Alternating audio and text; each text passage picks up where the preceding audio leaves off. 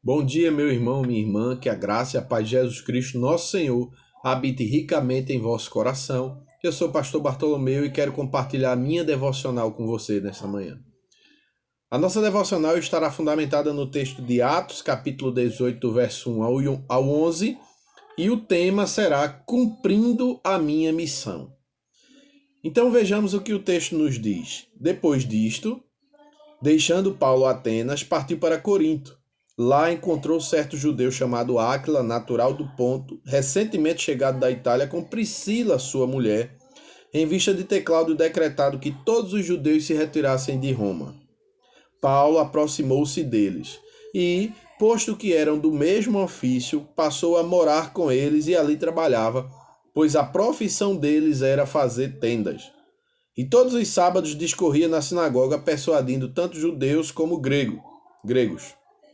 Quando Silas e Timóteo desceram da Macedônia, Paulo se entregou totalmente à palavra, testemunhando aos judeus que o Cristo é Jesus. Opondo-se eles e blasfemando, sacudiu Paulo as vestes e disse-lhes: Sobre a vossa cabeça o vosso sangue. Eu dele estou limpo, e desde agora vou para os gentios. Saindo dali, entrou na casa de um homem chamado Tício Justo, que era temente a Deus. A casa era contígua à sinagoga. Mas Crispo, o principal da sinagoga, creu no Senhor com toda a sua casa. Também muitos dos coríntios, ouvindo, criam e eram batizados. Teve Paulo durante a noite uma visão em que o Senhor lhe disse: Não temas, pelo contrário, fala e não te cales, porquanto eu estou contigo, e ninguém ousará fazer-te mal, pois tenho muito povo nessa cidade. E ali permaneceu 1 ano e 6 meses, ensinando entre eles a palavra de Deus. Irmãos e irmãs, pensando nessa temática, cumprindo a minha missão, a primeira lição que eu tiro desse texto aqui é que circunstâncias difíceis podem produzir encontros especiais. Veja que no verso 1 e 2, Paulo primeiro desce de Atenas para Corinto, né? Ele deixa Atenas e vai para Corinto. E nessa ida para Corinto, ele encontra Áquila e Priscila, esse casal que havia acabado de chegar da Itália porque o imperador de Roma havia expulsado todos os judeus de Roma. Então, em face desse fato, né, dessa circunstância difícil que Priscila e Áquila vivenciaram, Paulo se encontrou com os dois. Né? Então, essa circunstância difícil promoveu um encontro muito especial para Paulo, porque se você continuar a olhar as cartas de Paulo, você vai encontrar com alguma frequência a presença de Priscila e Áquila juntamente com Paulo. Então, depois desse encontro, eles se tornaram parceiros do apóstolo Paulo em sua missão de evangelização. Então veja como o encontro, que resultando de uma situação difícil, promoveu o bem, tanto para Paulo quanto para o casal. Então, a gente deve estar atentos e atentas a esses encontros especiais que acontecem em momentos de dificuldade. Segunda lição que nós temos aqui é que o ofício deve ser um meio de aproximação, verso 3. O fato de Paulo produzir tendas e de Priscila e Áquila também produzirem tenda, foi um meio de aproximação. Paulo ficou morando com eles e produzindo tendas com ele. Então, nós devemos sempre nos aperceber disso, ou estar percebendo, né, de olho nisso, porque o nosso trabalho pode promover aproximação com pessoas que irão contribuir muito em nosso ministério, tá certo? Então, fiquemos atentos a como a nossa profissão pode nos aproximar de outras pessoas.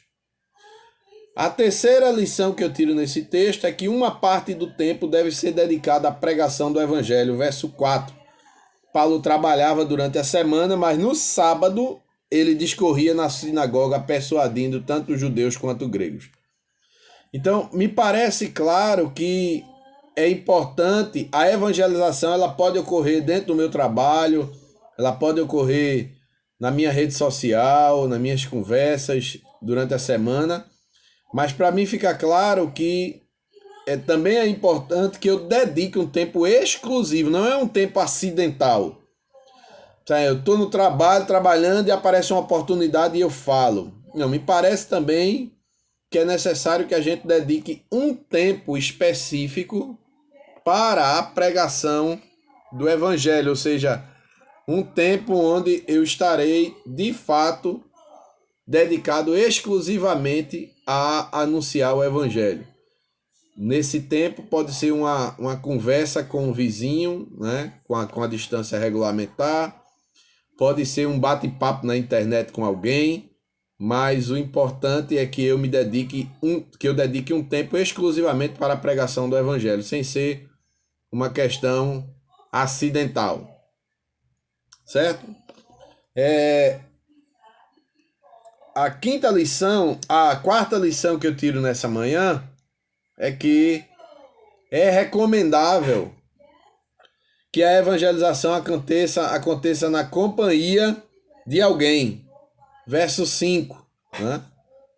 Percebe claramente aqui que houve uma diferença na entrega do apóstolo Paulo à palavra quando chegaram Silas e Timóteo.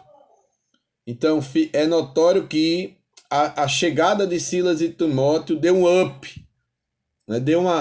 Intensificou a participação ou o engajamento do apóstolo Paulo na pregação do evangelho, tanto a judeus como aos gentios. Então, e a gente vê isso em Jesus. Jesus sempre enviou de dois em dois, né? Nunca encontramos uma orientação de Cristo para que os seus apóstolos ou discípulos pregassem a palavra sozinho.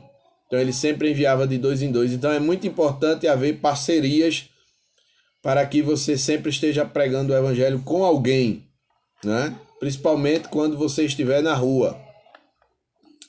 Uma quinta lição que eu tiro aqui sobre o cumprimento da missão é que a responsabilidade do cristão é pregar, não converter as pessoas. A gente vê isso no verso 6, né? O apóstolo Paulo estava pregando em Corinto, mas as pessoas não estavam, pregando a palavra, né? Em Corinto, pregando a palavra em Corinto, mas as pessoas não estavam dando crédito à mensagem do apóstolo Paulo, principalmente os judeus. Então o apóstolo Paulo, fazendo aquele gesto que Cristo ensinou, né, aos seus discípulos, ele sacudiu o pó das suas vestes e deixou a pregação dos judeus e partiu para a pregação aos gentios, né, tendo em vista de que ele já tinha cumprido o seu papel no meio daquele povo judeu. Então a nossa responsabilidade não é converter, mas é anunciar. Então a gente não pode deixar de anunciar, mas nós não converteremos ninguém. Sexta lição que eu tiro é que as conversões sempre farão parte da missão. É o que nós temos aqui com muita clareza exposto nos versos 7 e no verso 8, né? Mostrando que, embora que eu não seja responsável pela conversão, a conversão fará parte da minha missão, né? E quando eu estiver anunciando o evangelho, sem dúvida alguma, pessoas se entregarão a Cristo, né? E a gente testemunhará isso. Uma sétima lição que eu tiro aqui é que no cumprimento da missão, Deus pode nos orientar sobrenaturalmente. Verso 9, Paulo tem uma visão durante a noite. Nós que cremos na continuidade dos dons, nós também acreditamos que é possível que Deus nos oriente de forma sobrenatural. Isso é uma possibilidade para nós. Então ele pode falar conosco, nos reorientar, dando uma direção, nos mostrando um povo, um país, um lugar, né? Enfim, Deus pode fazer isso, nos reorientar sobrenaturalmente. Em oitavo lugar, os que serão convertidos já são de Deus antes de crerem nele. É o que a gente vê no verso 10, quando nesta visão Deus diz a Paulo: porquanto eu estou contigo, ninguém ousará fazer-te mal, pois tenho muito povo nesta cidade. Antes mesmo das pessoas receberem a palavra de Deus, Deus já estava comunicando a Paulo que ele tinha muito povo naquela cidade. Ou seja, antes de nós crermos em Deus, nós já somos dele. Então Deus está salvando aqueles e aquelas que já são dele, né? Fica muito claro nesse texto isso. E finalmente a última lição é que na missão a obediência é fundamental. Versículo 11, quando Deus disse isso a Paulo, verso 11, Lucas registra: e ali permaneceu 1 ano e 6 meses, ensinando entre eles a palavra de Deus. Então, Paulo obedeceu a Deus. Deus deu a visão a Paulo e Paulo obedeceu. Então, no cumprimento da missão, a obediência é fundamental para que a gente possa realizar ou cumprir o nosso papel, né? Deus, dentre o chamado de Deus para viver a vocação do reino de Deus, a principal missão é anunciar o evangelho de Jesus Cristo. Então, você tem uma responsabilidade na proclamação da palavra de Deus e eu também, por isso que a temática de hoje é cumprindo a minha missão. Pois bem, que lições, que aplicações nós tiramos aqui desse texto para encerrar a nossa devocional? Primeira aplicação: devemos nos colocar à disposição de Deus. É a primeira aplicação. Se Paulo não fosse uma pessoa disposta perante o Senhor, Paulo não teria aproveitado aquele encontro com Áquila e Priscila. Paulo não teria morado com eles. Paulo não estaria nas sinagogas nos sábados. Paulo não estaria 1 ano e 6 meses em Corinto. Enfim, a disposição a Deus é uma coisa essencial. E por que isso é tão importante de ser dito? Porque nós já temos naturalmente uma disposição para as nossas atividades. Então ninguém precisa nos ensinar a, por exemplo, trabalhar para ganhar o nosso pão. Ninguém precisa nos ensinar a buscar o nosso lazer, o nosso entretenimento, a nossa comida. Naturalmente, instintivamente, a gente já vai procurar essas coisas. Mas as coisas do reino de Deus, existe uma luta entre a carne e o espírito, e, portanto, é necessário que você esteja disposto a viver as coisas de Deus. Do contrário, você não verá. Principalmente em tempos de pandemia, né? Em tempos de isolamento social. Segundo, devemos valorizar os encontros, né? A gente não deve tratar com trivialidade os encontros, porque cada encontro pode ser uma oportunidade especial. Nós não sabemos onde elas estão. Portanto, cada encontro deve ser tratado como um encontro divino, onde Deus pode realizar coisas espetaculares. Terceira aplicação: devemos estabelecer parcerias na missão. Nós devemos nos agregar a outras pessoas no cumprimento dessa missão. Nunca querer fazer sozinho, né? É muito perigoso. Então é fundamental que a gente esteja associado a alguém. Quarto, devemos estar atentos à direção de Deus. Deus pode nos reorientar em meio à nossa missão. Não me esqueço nunca, gente. Eu passei 1 ano fazendo evangelização no ônibus. 1 ano, certinho. E teve um dia que eu vinha de Jardim Primavera, Camaragibe, para o Hiper Bom Preço da Caxangá, ali embaixo do viaduto. E tinha um jovem no ônibus. E eu entreguei a literatura, falei um pouco e me ausentei, fui lá para trás e fiquei em oração por aquelas pessoas. E quando aquele jovem desceu, e eu também desci na mesma parada que ele avançou na minha frente, né? E Deus bradou no meu ouvido: vá até o encontro dele e fale de mim para ele. Meus irmãos, eu confesso que ali foi uma das vezes que eu ouvi a voz de Deus claramente.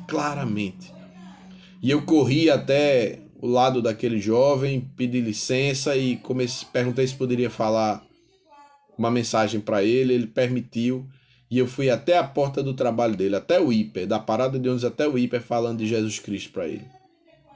Então Deus pode nos orientar ou reorientar em nossa missão, né? E a gente deve estar atento à voz do Senhor.